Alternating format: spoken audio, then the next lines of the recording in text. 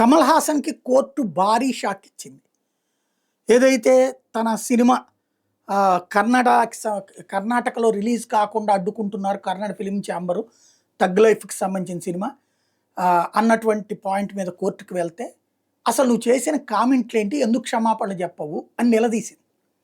అక్కడ కన్నడ వాళ్ళు కమల్ హాసన్ని క్షమాపణ చెప్పన్నారు. ఎందుకు? తమిళంలో నుంచి పుట్టిన భాషే కన్నడ అన్నటువంటి మాట అతను మాట్లాడాడు. అతనికి హాఫ్ నాలెడ్జ్తో ఫుల్గా మాట్లాడతాడు. సెలబ్రిటీ కాబట్టి ఆ చరిత్రను వక్రీకరించి ఎవరో కమ్యూనిస్టు భావజాలికులు చెప్పినటువంటిదో, చరిత్రకారులు ఎట్లాగో చరిత్ర వక్రీకరణకారులని ఇంకొక బ్యాచ్ ఉంటారు. ఈ చరిత్ర వక్రీకరణకారులైనటువంటి వాళ్ళు చెప్పినటువంటి దాన్ని అతను మెదడులో నిక్షిప్తం చేసుకుని మాట్లాడేస్తాడు. ఏదైనా మాట్లాడేస్తాడు. దేశం గురించి అయినా అడ్డకోలుగా మాట్లాడేస్తాడు. అతనికి అదొక దరిద్రపు జబ్బు. అందులో భాగంగా మాట్లాడుకొచ్చిందే ఇది.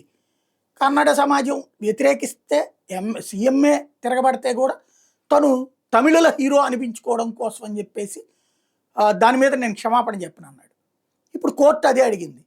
నువ్వు ఏ ప్రాతిపదికన మాట్లాడావు? నువ్వేమన్నా చరిత్రకారుడువా, చరిత్ర అధ్యయనకారుడువా, ఏం తెలిసి మాట్లాడుతున్నావు నువ్వు అని నిలదీసింది. క్షమాపణ చెప్పు అని చెప్పింది. మరి చెప్తాడా కమల్ హాసను? లేదు, కన్నడలో పోయినా పర్లేదు అని ఆగుతాడా చూడాలి.